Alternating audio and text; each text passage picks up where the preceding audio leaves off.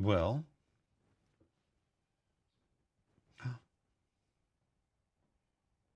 that means we've got this one going. Very good. I did want to give it a bit of time though. Let's see.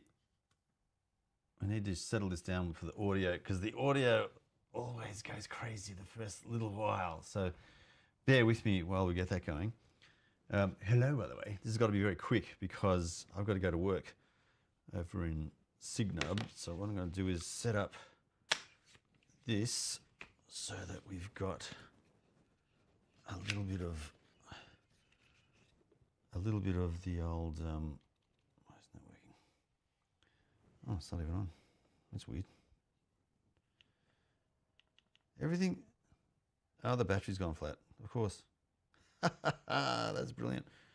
All right, what we're going to do instead then is do it all by hand manually. This is crazy. So yeah, I just wanted to do something quickly with today's live because I actually got to go to work. I'm in a real rush. So let's get into it.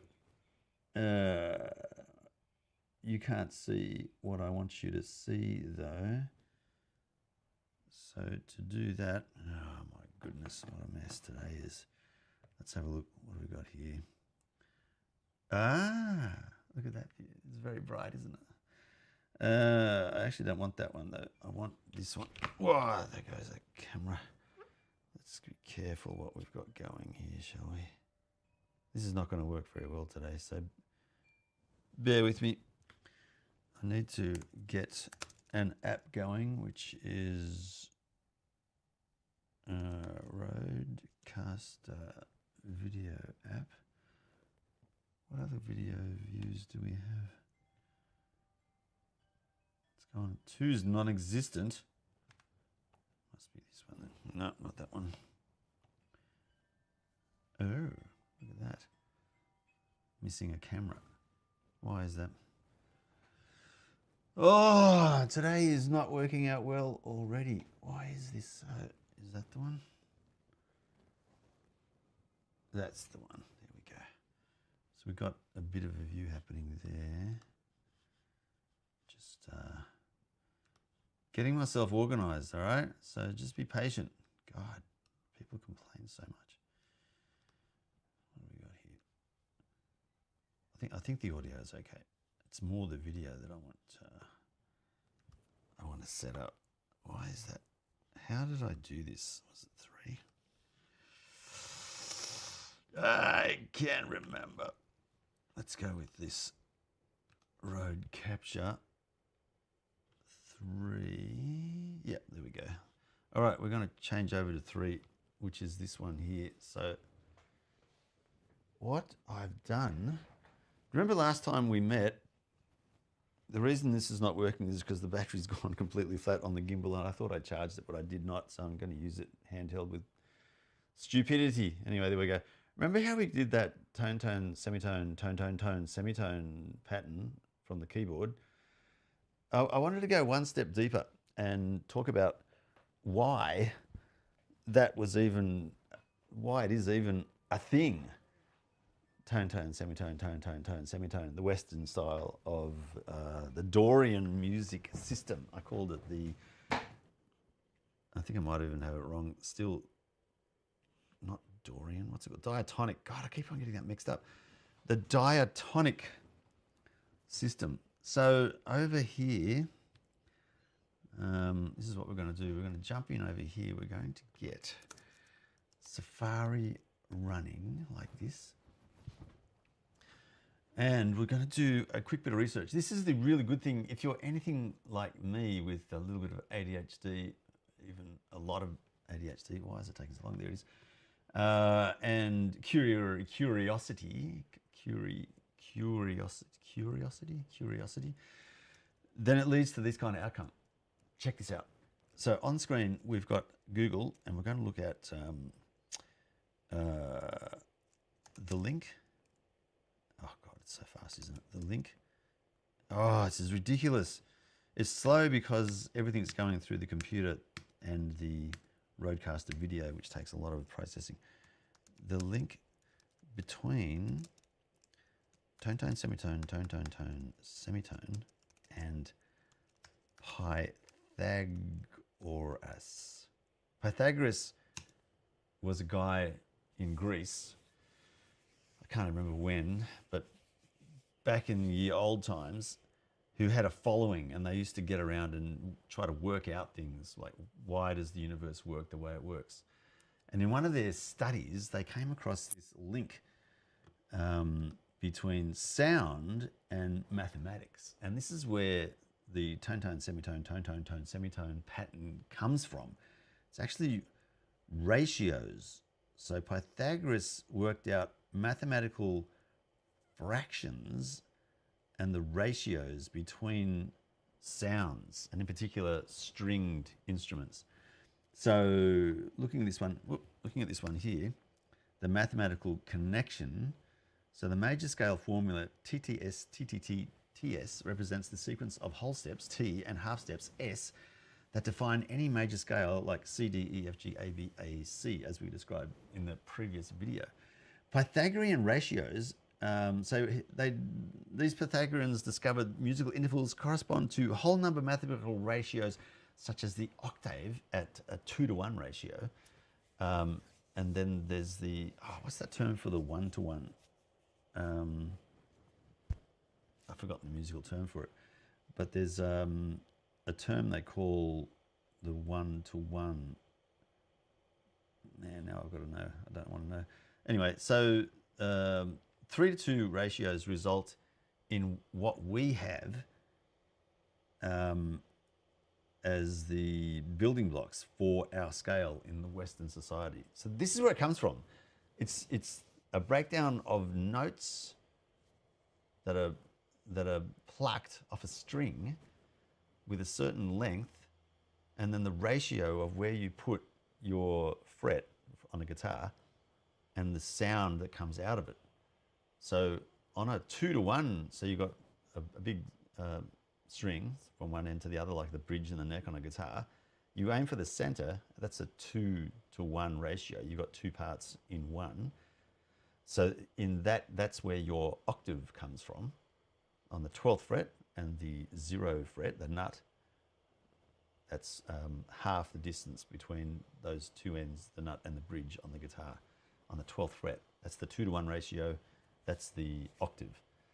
And then you have these other ones where it's a 3-to-2 ratio, and that breaks down into the 5th note in each scale. And that ratio is what is determining what sounds best for notes in sequence. And it just works out that the Pythagoreans loved everything to be even and nicely worked out in a logical sequence that didn't require too much in the way of randomness, let's say. They like things to be ordered and predictable. And so that's why you can get into a lot of technical details around this, but it's not a precise science. The music, well, how can we say it? The instruments that we use to make music, they're not 100% precise. So when you talk to guitar techs and they work on the guitar intonation, it's a compromise between the open plucked note and the fretted notes, that they're not 100% precise because of the way that the strings are all set up with different notes, the 6 strings on a guitar. They compromise the location of the fret across the whole of the 6 strings. If you've seen some guitars, the new guitars, I don't remember the name of them now, some guitars have got their frets sprayed out at an angle. Others have got their frets in a bit of a strange pattern, which tries to make the fret of the string more precise. And so these frets are at these odd placements, and they're not straight up and down across the fingerboard on a guitar. If you notice, I can't remember the name of those guitars, but look for strange fret patterns on guitars, do an image search in Google and you'll see what I'm talking about. We could do it right now. We're going to do it right now so you can see what I'm talking about. So if I go strange guitar, come on, frets, all right? Check this out. Let's go images. So there's an overview there. Strange looking guitar frets usually mean the instrument uses an alternative design to fix tuning, intonation, and ergonomic limitations of standard straight metal frets. It's to do with what we're talking about here with Pythagoras's understanding of the notes that sound best together and the position of the strings on a guitar and the notes that each string holds and how they change. So you got to really put your finger on different positions on the string of a guitar. So this one here, to make all the strings perfectly sound perfect and mathematically correct, you need to have a fret that looks like this. So you get the exact distance between the bridge and where you're holding the string down. That's explaining why the Pythagorean approach is a good enough. We can't really tell with our human hearing most of the time when things are out of tune. So that's why guitars have these funny fret placements, in particular that one that we're looking at right now. And it's to do with, like I said, the imprecise nature of the ratios. The Pythagoreans loved things to be kind of easy to understand and easy to work out. So a ratio of 2 to 1, easy to see, 3 to 2, easy to see, but a ratio of 3.142 to 1 is just, what is that? It's a bit awkward. So to get around that, they basically made the decision, this is good enough. That's my understanding. I could be wrong there. People will correct me, but that's my understanding. So what happened was the Pythagoreans worked out that ratio 3 to 2, ending in, I think it's fifths. So on a guitar, I think it's the 5th fret we're talking about, which winds out to be that 3 to 2 ratio. But anyway, the upshot of it all is that the notes sounded best when you followed that pattern. Tone, so 2 frets, another 2 frets, a single fret, and then another 2 frets, another 2 frets, another 2 frets, and then a single fret. That distance between playing those notes is what wound up being the Western style music system, the diatonic scale, if you like. I haven't explained that very well, but that's where it comes from. You can do your own research in that space. The Pythagoreans are the ones who basically understood the relationship between what we hear and a mathematical representation of what sounds good for a music system. That's where it kind of all started from. That kind of answers why we've got that TTS pattern. It's coming from Pythagoras and his understanding of what sounds best with a stringed instrument when you want to make notes in each position for the frets. That's a terrible way to understand that, but if you're like me and you're interested in this stuff, you'll go down that rabbit hole and you'll find out more and more information, especially with the Google search, ChatGPT, AI, etc. It'll fill your head with all of the questions that you want to know in that space. But I think it's important to understand why we have that pattern, where it's come from. Because the Eastern music system, they have a different pattern, different understanding of what makes their music structure, their basis, their foundational notes work, and that explains why Eastern music sounds different to Western music. It's because of that understanding of the basics of the breakup of what sounds pleasant to the people who discovered this stuff, and it got built upon from that basis. So That's why Greek people love these kind of things, because they always, most of this stuff comes out of Greece. All of the Western understanding of music, literature, language, it's a lot of it's come out of Greece for the Western society. And the Middle Eastern and Asian have countries have different starting points, and it's why there's different sounds, different languages, different understandings of the way the universe works. I find that fascinating. Anyway, I just want to touch on that to make sure that makes more sense, that TTTS.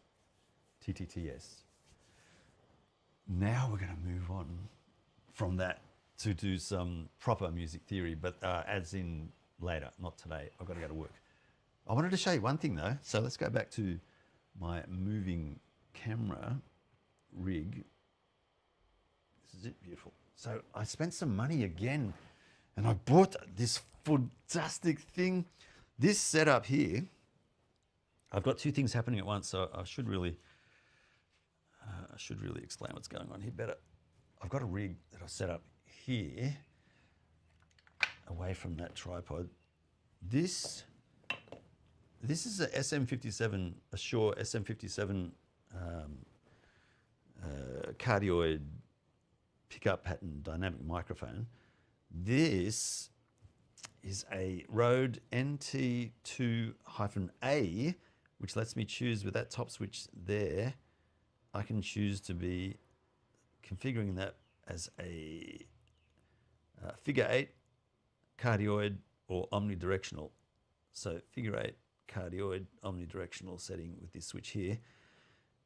This has got 2 capsules in it. It's not a stereo microphone. It just means that I can configure it with the flipping of that switch to do figure 8. So you've got a lobe there and a lobe there with the 2 capsules. Cardioid, so it'll use the 2 lobes, the 2 capsules inside here to make a cardioid kind of a pattern where it rejects noise from the bottom but accepts noise from around the sides over here.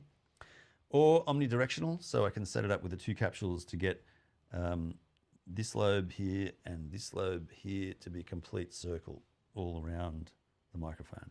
Currently it's set up as a figure 8, so it's got a pattern over here and then another pattern over here to pick up sound.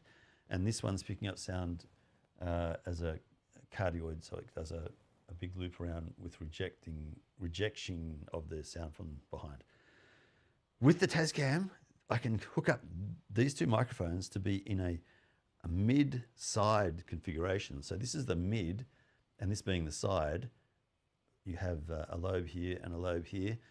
So you've got a stereo recording capability that you can adjust the sides sensitivity and the mid-front sensitivity to balance what we pick up. And we can make the lobe coming out here or the lobe out here out of phase. So it's out of phase with each other, but it's in phase with this microphone here, depending on whether you go to the right or the left. It'll amplify or subtract from the signal being picked up from the center mid microphone. And so it does a really good way of handling the stereo sound in post-production when you're editing the sound file. But with this setup, you get a really flexible approach to recording things in stereo. And so with the Tascam mid-side setup, it's basically a bit of software which lets this set the levels accordingly. So I'll show you some demonstrations of that later, but that's super exciting. This usually is around the $600 mark. I picked it up for $250 off Marketplace. They're solid as, so secondhand won't be a problem. Yeah, it's working very well. I'll get some examples of that soon. I've got to get ready to go to work, so that's just a quick, literally a quick and dirty Wednesday, I think, or Thursday. I can't remember what day it is today. I think it's Thursday. Is it Thursday? I think it's Thursday. Yeah. Okay, that's it. I'm done. That was fun. I will progress our musical understanding. So we're going to treat this video as the starting point for music theory, because understanding that tone-tone, semitone, tone-tone, tone, semitone pattern really comes from Pythagoras and his mathematical work. that led to that diatonic. Yeah, diatonic system. I keep on getting Dorian and diatonic mixed up. The diatonic Western style music, that's what's come from Pythagoras, and everything has been built up from that foundational building stone. So tone, tone, semitone, tone, tone, tone, semitone is important in that way. And the last thing I want to add there is, there's nothing else to add there. We're just going to continue next time with music theory. Let's go. Thanks, guys. Talk to you all later. Bye now.